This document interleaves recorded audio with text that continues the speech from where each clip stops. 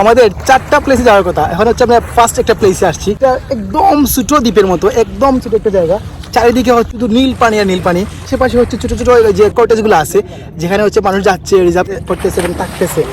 Two be honest এই প্লেসটা আমার অনেক ভালো লাগছে। এখানে এসে অনেক মানুষ এখানে আসছে। নর্মালি হচ্ছে বুট ওইখানে রেখে আসতে হয়, তো আমরাও আসছি। আমাদের বুটে প্রায় হচ্ছে 40 জনের মতো ছিলাম। তো এখানে আমাদের 40 মিনিট ব্রেক থাকবে। 40 মিনিটের মতো হচ্ছে আমরা মোটামুটি ধরেন 20 মিনিট বা 30 মিনিট পার করে ফেলেছি। এখান থেকে আমাদের যেতে হবে, আমাদের আরও 3টা প্লেস এক্সপ্লোর করার বাকি। So we are gonna explore the other 3 places. আপনি মালদ্বীপে যাবেন বেড়াতে and on explore some of the famous island around the Maldives, that's almost impossible for a real visitor. আমাদের এখানে নির্দিষ্ট যে টাইম দেওয়া হচ্ছিল, এই টাইমে প্রত্যেকজন ভিজিটরই খুব বেশি এনজয় করতেছিলেন, কারণ এই প্লেসটা ছিল একদম ইউনিক এবং অনেক সুন্দর একটা প্লেস। চারিদিকে ব্লু আর ব্লু, মনে হচ্ছিল আমরা রিয়েল অ্যাকুয়ারিয়াম দেখতেছি, কারণ পানি একদম ট্রান্সপারেন্ট থাকা, এখানে মাছ পর্যন্ত দেখা যাচ্ছিল। যাই হোক, আমরা অনেক সময় এখানে থাকার পর আমাদের ব্যাক করার পালা। আমাদেরকে যেখানে নামিয়ে দেওয়া হয়েছিল সেখান থেকে আমাদেরকে বোটে উঠতে হবে এবং আমরা প্রত্যেকেই হাঁটতেছিলাম এবং অনেক ভালো একটা এক্সপিরিয়েন্স ছিল। To be honest, the island is really stunning with soft white beach, clear blue water and endless sunset. Everywhere you look feels like a postcard come to life. Okay. এটা নিয়ে ঘোষণা করলে তো অনেক ঘোষণা করা যেতে পারে। কি এটা অত্যন্ত এক্সপেন্সিভ একটা জিনিস। আমরা পেয়ে গেছি লাকিলি। তো আমাদের এখন আমরা কোটিপতি হয়ে গেছি। পাওয়া যায় না বেসিক্যালি এই জিনিসটা, সাগর সমুদ্রের। আমাদের নেক্সট ট্রিপ হবে হচ্ছে দুবাইয়ে। সো এটা বিক্রি করে আমরা দুবাই চলে যাব।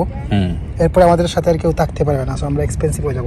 তবে এটা আপনার কাছে ফাইনালি আমরা এখানে সব কিছু শেষ করে আমরা আগাচ্ছি আমাদের নেক্সট গন্তব্যের দিকে, যেখানে আমরা লাঞ্চ করব এবং অনেক সময় স্পেন্ড করব এখানে। Here we go, welcome to Himmafushi island. সকাল থেকে দুপুর পর্যন্ত একটা লং জার্নি ছিল, তাই প্রথমে এসেই মেনু চেক করলাম যে খাবারে কি কি থাকবে, এবং টু বি অনেস্ট মেনুটা এমন একটা ভালো ছিল না, যেহেতু বুফে খাবার ছিল, চাইলে তারা আরো কিছু আইটেম এড করতে পারতো। যাই হোক, খাবার চেক করে নির্ধারিত টেবিলে গিয়ে বসতে না বসতেই চলে আসলো ওয়েলকাম ড্রিঙ্ক, এবং ওয়েলকাম ড্রিঙ্ক ছিল একদম নর্মাল এজ ইউজুয়াল। এটা তেমন একটা আহামরি তেমন কিছু ছিল না। ড্রিঙ্কস শেষ করে সবাই খাবার নেওয়া শুরু করি, এবং এই মেনুতে যা স্পেশাল ছিল আমার জন্য ছিল টুনা ফিশ আর চিকেন, দুইটাই আমার ফেভারিট ছিল, মোটামুটি ভালো ছিল, এবং সবটুকু নিয়ে আমরা হচ্ছে টেস্ট করা শুরু করি। If I talk about the test of the food, এত বেশি খারাপ ছিল না, ভালো ছিল, বাট যেহেতু এটা হচ্ছে বিদেশে আরো ভালো হতে পারতো। টুনা ফিশটা কেমন জানি রান্না করছে, একদম চিকেনের মতো মনে হচ্ছিল, আরো ভালো করে রান্না করা যেতে পারত। সবারই মোটামুটি সেম ওপিনিয়ন ছিল। আমরা এখন হচ্ছে হিমাফুসিতে এসে আমাদের হচ্ছে লাঞ্চ শেষ করলাম। এটা ছিল বুফে লাঞ্চ, কিন্তু টু বি অনেস্ট এটা একদম বাকওয়াস ছিল। মাত্র 4 থেকে 5টা আইটেম দিয়ে একদম বুফে করে দিছে, এবং শুধুমাত্র টুনা ফিশ ছিল আর চিকেন ছিল, ডাল ছিল, হ্যান ত্যান হাবি যাবি আর কি। তেমন একটা ভালো হয় না খাবার, বাট প্লেসগুলো জোস, মানে টু বি অনেস্ট প্লেসগুলো জোস। যারা আসতেছে অনেক বেশি এনজয় করতেছে। 2-3টা লোকেশনে আমরা গেছিলাম, অনেক ভালো লাগছে। এখন হচ্ছে একটা লোকেশন আমরা যাচ্ছি, সুপারব হবে, অনেক ভালো লাগবে। আমরা কোনো জায়গায় বেড়াতে আসলে যদি খাবার ভালো না থাকে, যত সুন্দর প্লেস হোক না কেন, ভালো লাগে না। খাবার নিয়ে অনেক কমপ্লেন হয়েছে। Let's jump to the next part. এই পার্টে আমরা এখান থেকে চলে যাবো আমাদের লাস্ট সিনে, যেখানে হচ্ছে আমরা স্নোকেলিং করব। অলমোস্ট 1 আওয়ার পর আমরা এখান থেকে আমাদের যাত্রা শুরু করি, এবং আমাদের যাত্রার উদ্দেশ্য হচ্ছে আমাদের লাস্ট সিন, যেখানে আমরা রিয়েল লাইফে অ্যাকোয়ারিয়াম ভিজিট করব বা অ্যাকোয়ারিয়াম এক্সপ্লোর করব। যাওয়ার সময় অনেক অনেক সুন্দর সুন্দর দৃশ্য আমাদের চোখে পড়ে, এবং সত্যি বলতে এই জার্নিটা ছিল একদম মার্ভেলাস। মেরিন ড্রাইভ সবসময় অসাম হয়ে থাকে, আর যদি সাথে থাকে কয়েকজন হচ্ছে বাই ব্রাদার, যাদের সাথে গল্প করে টাইম পাস করে যাওয়া যায়, তাহলে তো আর কথাই নাই। এবং আমাদের টোটাল জার্নিটা ছিল হচ্ছে খুবই মেসমারাইজিং, কারণ আমরা অনেক বিষয় নিয়ে গল্প করি এবং সুন্দর সুন্দর কিছু সিনারি আমাদের হচ্ছে চোখে পড়ে। সব মিলিয়ে আউটস্ট্যান্ডিং একটা এক্সপিরিয়েন্স থাকে।